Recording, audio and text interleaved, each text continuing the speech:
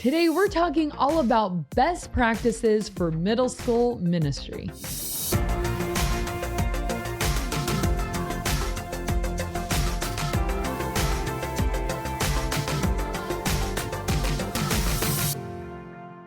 Welcome to the Ministry Coach Podcast, where every week we give you actionable and practical steps to help you amplify the impact of your youth group.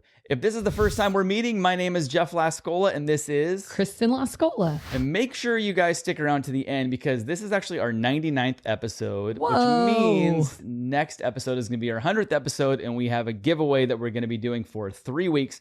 So stick around to the end of this episode and you can find out more details about how to enter, or you can just look in the description below and figure it out right now. But either way, shortcut. Let's move on to the topic of today, which is all about middle school best practices. Yeah. This idea came from a listener, and she, I think, does high school ministry, but is a fan of the podcast. And she was saying, I'm more geared toward high school. Can you give me some tips for how to do middle school ministry well?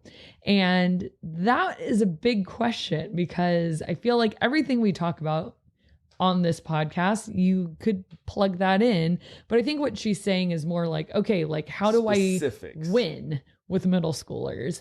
And so we're going to talk about 6 ways or 6 best practices if you're trying to hone in and focus specifically on middle schoolers, not just youth ministry in the broad sense like we normally do on our podcast, but how do we get to the heart of middle schoolers? So this could be obviously if you're a middle school pastor or if you are a combined 6th through 12th grade or something like that, but you're a little light on the junior high or middle school age, or maybe you're just like, I just feel like I'm leaving them out. Yeah, like maybe you just are like, that doesn't come naturally to me. Am I missing something? So, number 1, aim to strike the right balance between freedom and structure. So what I've noticed with junior hires is that there should be some time in your program that is not planned, but that should only be about 15% of the overall program. So 85% should be structured and planned, and then 15% should be non-structured. Non-structured meaning like free time games? Or... Yeah, like free time or time to hang out. Like, for example, our church Sunday morning services start at 9 and 11. Well, I hear worship for the adults starting right at 9. They start right on time, but I let us go to 9:05, 9:08 because kids are playing Foursquare or air hockey or foosball or video games or just chatting and hanging out. But what happened, and that's a good thing. Let's have a little time for just how are you? How was your weekend? Are you new? My name's Kristen, stuff like that. But with high school, you can let that time go a lot longer. Middle school, it can only be about 15%. And that's just a random percentage I came up with as I kind of played it out in my head. Because what starts to happen after 15% is a couple of things. They start to get discontent. They start to get a little antsy. And when middle schoolers get discontent and antsy, they get wild. Creatively wild. Destructive. Yeah, that's a better way to put it. It gets creatively destructive very quickly. So it starts to breed destruction, starts to breed bad choices, getting into trouble, too much chaos. They invent ways to entertain themselves that are usually destructive. Yeah. Mostly the boys, just saying. But the other side of that, where you don't want to let free time go too long, is new kids really don't know what to do with themselves for too long amount of time.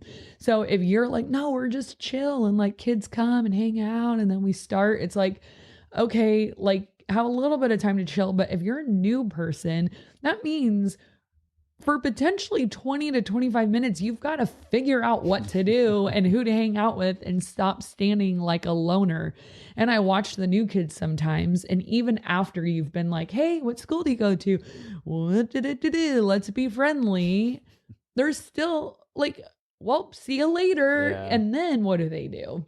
So I usually try to think of the new person too, that when we say we're getting started, it gives them a safety of everyone's in a chair. I'm not standing out anymore. We're doing something. and I can participate in that way rather than like, well, do I just join in this Foursquare game? Like, what am I supposed to do? Yeah. So anyways, those are a couple of reasons or a couple of tips for junior high. Like, make sure you strike the balance and not let things go too unstructured because, again, they get bored. So, number 2, energy should permeate everything you do. So, for middle school and high school, there could be very similar program elements, but what you want to do with junior high is you just take it up a notch energy wise. And for high school, you kind of take it down a notch energy wise. But middle school, you want energy to permeate from the beginning to the end of the program because junior hires, typically, not every single one of them, but overall, they have a pretty high energy level and a pretty high like fun threshold, right? They want things to be fun. So that's the key word. If you're ministering to middle schoolers, it has to be fun. Fun supersedes cool at this point.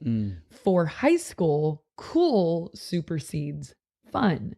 So with junior hires, it doesn't like, I think there's a brand of youth pastor that is super cool and they attract cool kids and a cool vibe and they're very trendy and relevant and all of those things.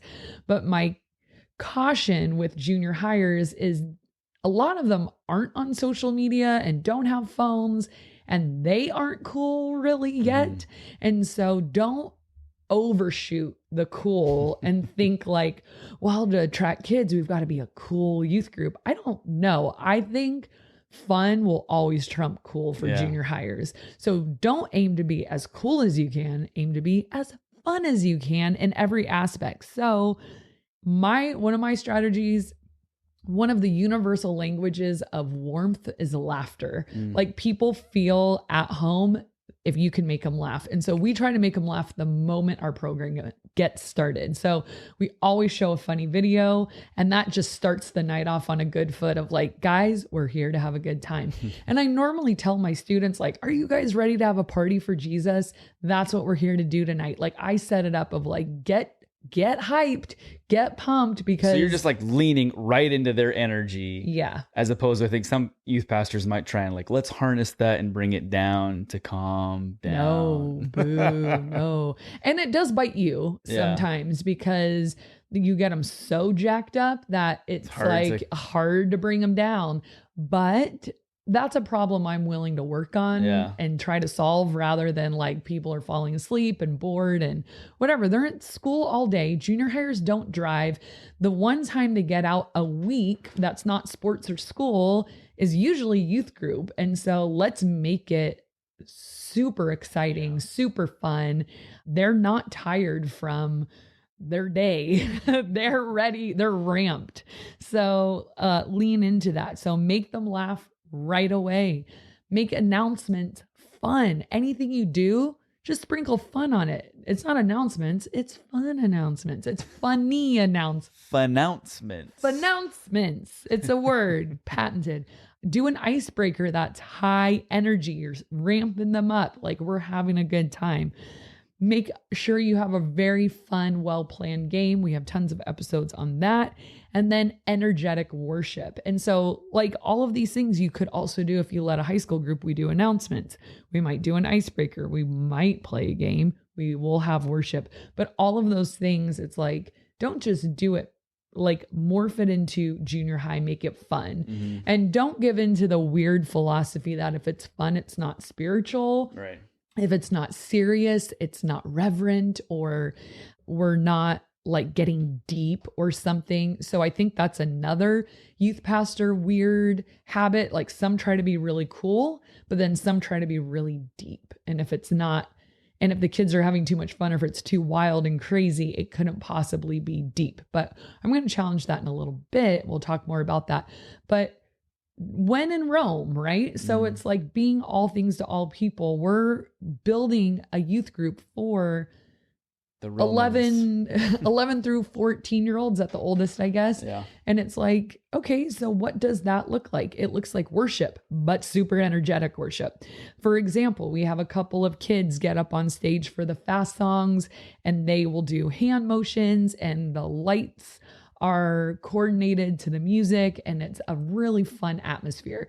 We'll play a worship transition video that if we're trying to go high energy, it's hype. If we're going into the slow songs, you can find a slower one. But either way, make it really fun and energetic. All right, number 3, the way to a junior hire's heart is through their stomach. So they want treats all the time. So what do they want more than money, more than clothes, more than anything?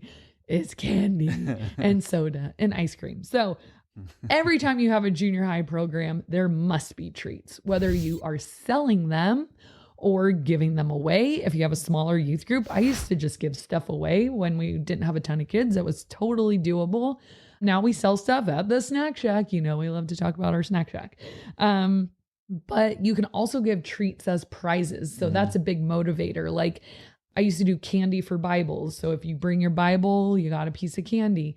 If you win a game, you get a piece of candy. We will do Bible drills sometimes, which are so old school, but my kids actually still love them. I think it's only because they win candy. But I'll say like Genesis 4:3, and they have to look it up. The first one to find it and read it gets a piece of candy. And they always are like, one more. Again, I think it's the candy. But either way, they're reading their Bible and finding books and getting comfortable looking up verses. So anyways, candy treats, junior hires, that's all they want. Number 4, platform them.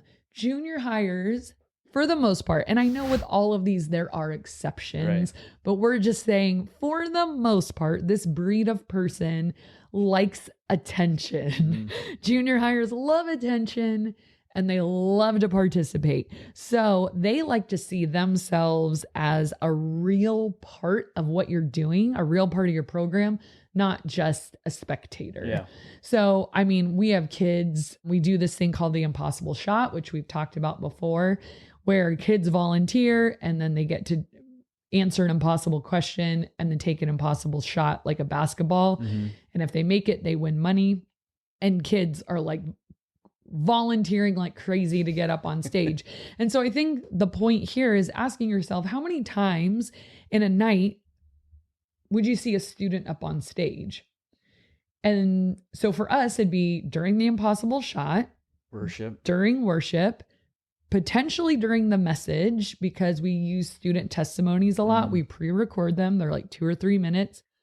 And then also for the game. So if we play an up in front game or a stage game and students get to come on stage for the game, they love that.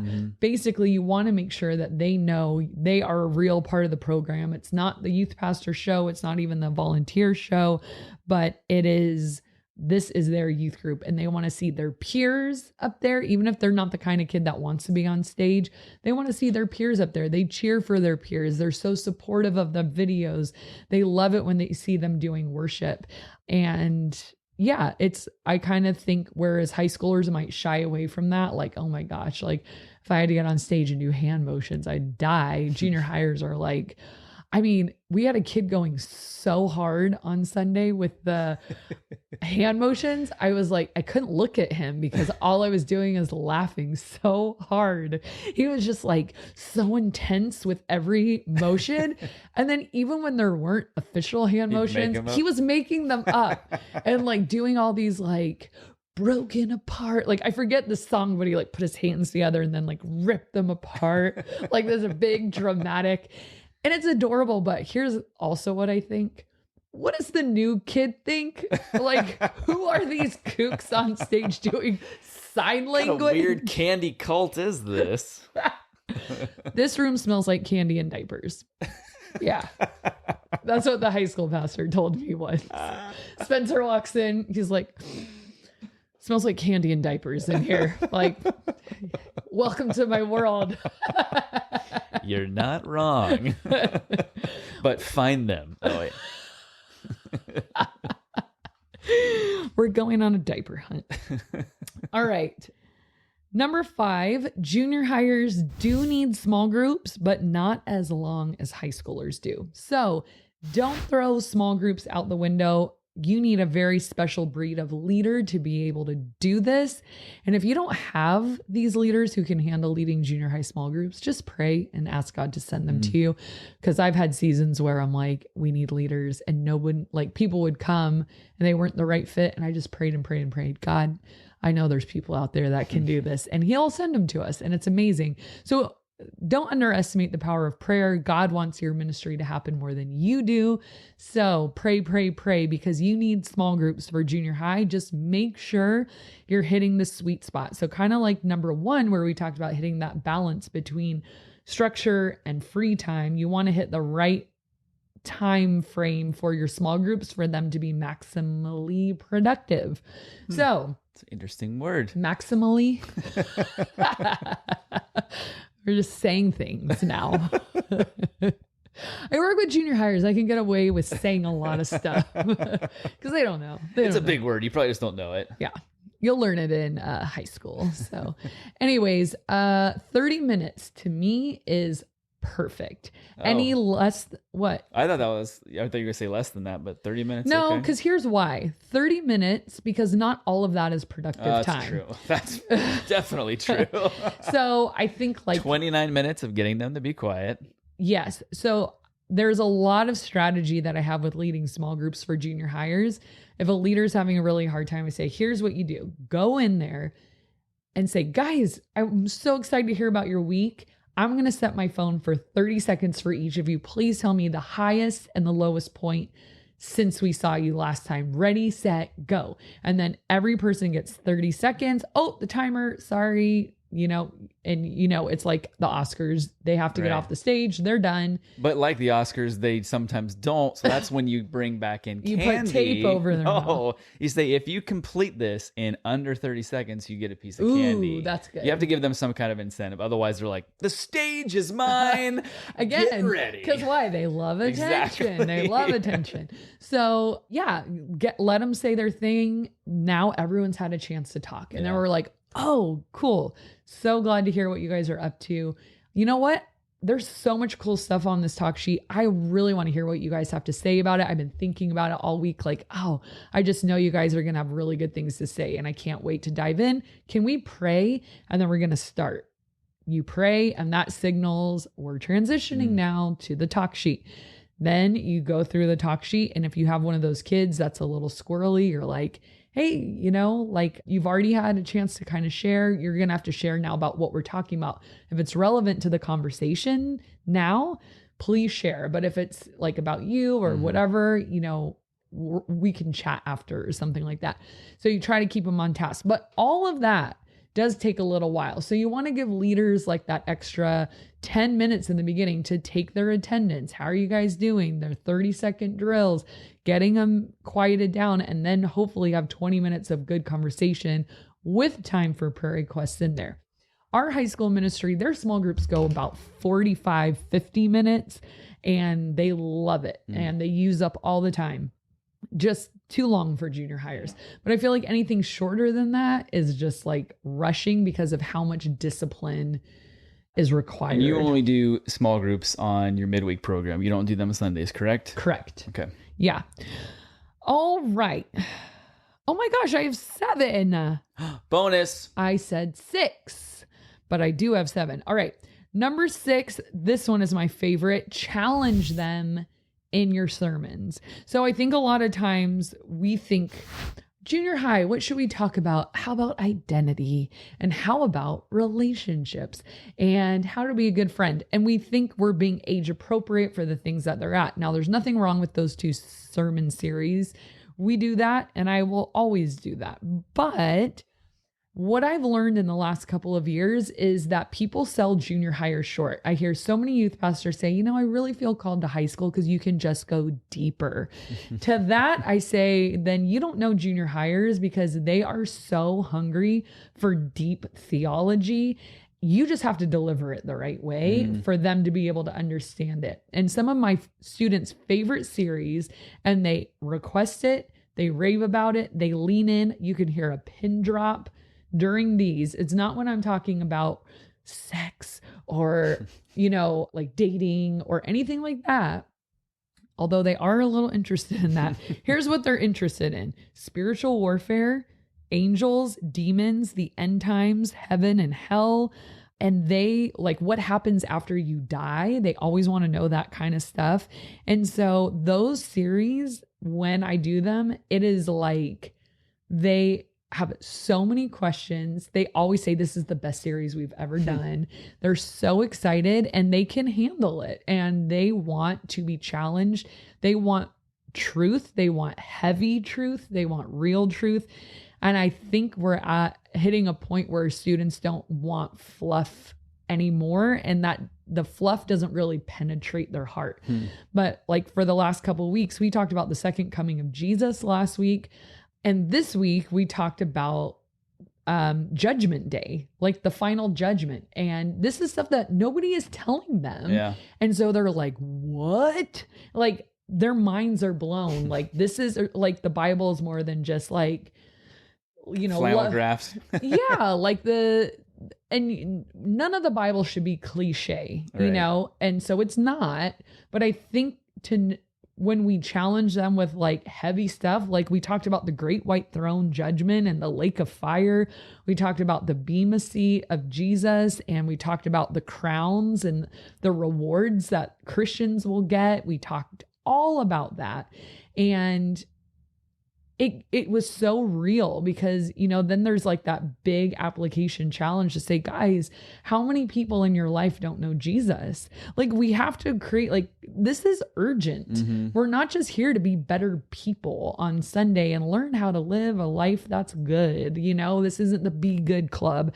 And that's what I always tell them. But like, this is real. This is eternal. This is heavy. Like, the Bible like isn't just fluff. And I think once I start telling them that kind of stuff, like they don't blink. They just like stare at me like, oh my gosh, in an excited way, and I talk to them about it all. I don't hold back. I think we're afraid to talk about hell sometimes, because we're like, oh, this isn't going to sound good. But, we were talking about justice of God and all of that. I mean, I don't have to preach my sermon to you guys, but they loved it. But all that to say, we can challenge them with heavy theology.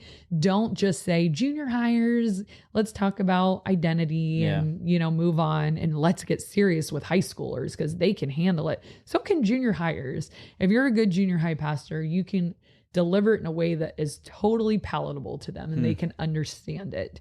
Which brings me to number 7. The bonus. This one's for free. Or points. Wait, I was getting paid up until this point? Not quite. Where is all my money going? Are you taking it? No. This is free for you guys. A labor of love to our listeners. Okay, number 7, don't be boring. Don't be a boring speaker.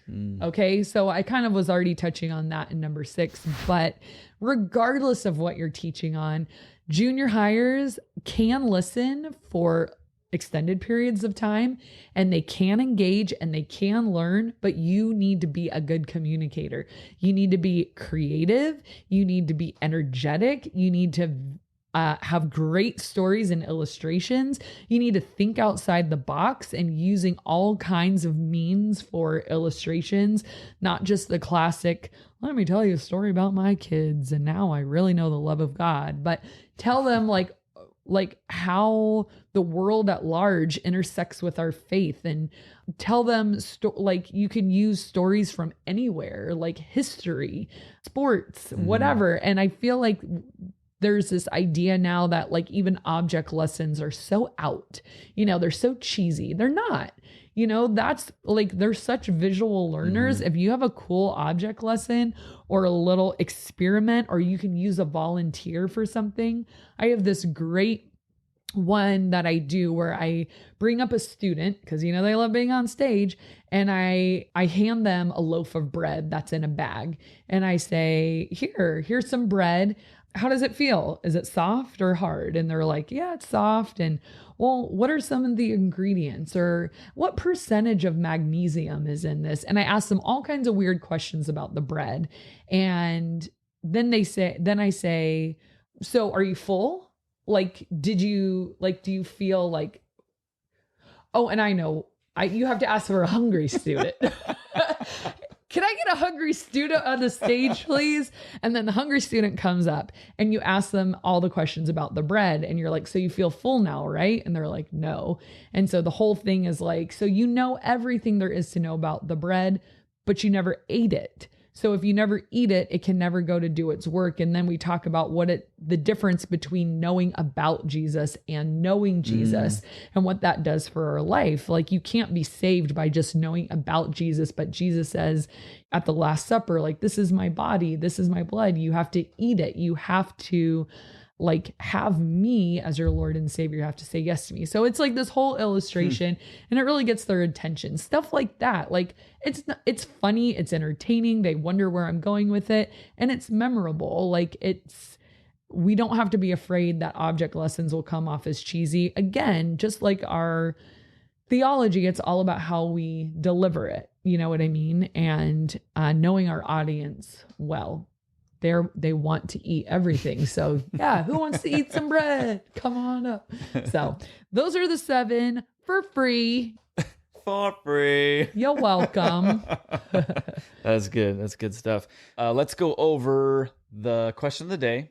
We have a community comment of the day, and then we will get to some of the giveaway details. We'll string it out really long for you guys. So the question of the day is, what is a job that you would love to have, but you know that you probably would never be able to have? And that could be multiple different things. Like, it could be, I would love to be a surgeon, but I hate blood.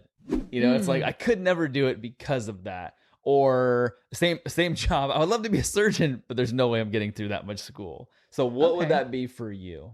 I would love to be work at a dachshund nursery. Nursery. Oh, like baby dachshunds. Yeah. For some reason I was thinking like growing them out on the farm. A nursery. Ooh, like a dachshund nursery facility. And the reason I can't have that job is because I don't think it's a real job. I don't either. But I think it would be awesome. And I've always wanted to do it. What would be your job requirements? Delivering the dachshunds, putting them in an incubator if they were premature. No. Basically like a birthing center, but for dachshunds. So basically something that doesn't exist because it's not needed. And then you take care of the moms, bring them, more milk and cookies. What do you bring, moms? Ice chips. The only thing I think of. Take care of the puppies, So yeah, like a birthing center for dachshunds. Okay, well. So you went the route where it can't happen because it just doesn't exist. Got you. I think for me, I've always wanted to be an astronaut, but the realistic, the tax it takes on your body and like stuff like that. I'm like, I heard some stuff recently that was like, because of weightlessness, like your muscles will atrophy, and because you're not moving around like normal, like everything is weightless. So you have to go through this. We wouldn't want these muscles. There's not much. I feel like I've been an astronaut for a while. I'm ready to go. This is like the before and after, and I'm the after. I'm just like you guys. Noodle arms. No, it just like kind of freaked me out, and just I don't know. I just think like, and then I don't feel like I'm a claustrophobic person, but I don't want to find out. No way. When I'm in space. I couldn't. So basically, every part of it, I don't think I could do. But I just want a picture on the moon. Just picture going to different planets and like, just doing that spacewalk. That seems fun. So yeah, that would be mine. All right, community comment of the day. This comes from Chase McClure. And he says, number 1, Jeff, that's a dope hat shirt combination. And I hope you feel gorgeous because you should. I don't know what you were wearing that day. I'll put a picture. It was a Cincinnati Bengals hat and a tiger palm tree shirt. Oh, I do remember that. Number 2 is, he says, just wanted to thank y'all for helping me start up my student leadership team all the way over here in Paragould, Arkansas. It's going strong so far. God is using this ministry to bring a lot of wisdom and practical advice to us youngsters with some passion, but not a lot of direction. Stay classy, San Diego. Oh, that was a great comment. Stay classy, Paragould, Arkansas. Woo. Thank you, Chase. And yes, I love that he launched his thing. I do too. And I love that he noticed that I looked gorgeous because I did feel gorgeous. Thank you. Appreciate that. So giveaway time. All right. You're beautiful. It's true. So our 3-year-old's favorite songs. Next week, 100th episode, is the first week of giveaways. We're going to do 3 weeks, and we'll be announcing the prizes starting next week. There'll be some pretty cool stuff. And what have we even been talking about for it? We've come up with 100 things to talk about. Technically, it's over 100, but there were a few off brand kind of episode and videos that we did. Okay. That we weren't technically numbered, but we're not going to count those. This is officially the 100th Wow, episode. I'm impressed. Yeah. I don't feel like I've been doing this for 100 times. You have. That's 100 weeks plus the other ones. Anyways, we thank you guys for sticking with us this long. We hope you guys have gotten some value out of it. Hit like and subscribe if you have. And for more giveaway, well, how do you enter? That's a good place to start. So check the description below and you'll see. But basically send an email to ministrycoachpodcast@gmail.com and just put in the subject line free 100. And make sure you put your name, where your church is at, and anything else you find that be pertinent details. But that will get you into the giveaway. If you want to get 5 extra entries, make sure in the comment section below you answer what job would you love to have, but you realize you probably never could, and make sure you tell us why that is. And then also for a real boost of entries, if you guys are listening on a podcast, or even if you're listening on YouTube, go to your podcast provider, and if you leave a review there, and make sure you screenshot it, send it over to us so we know that it's there, we'll give you 25 extra entries, which is a great 25? way to boost your entries. Whoa, Yeah. there better be some good prizes. Yeah, we better figure out what they are. No, they are. We they are really know cool. what they are. All right, you guys. Well, thank you so much for watching and listening. Make sure you enter the giveaway, and we will see See you next next time. time in the 100th episode.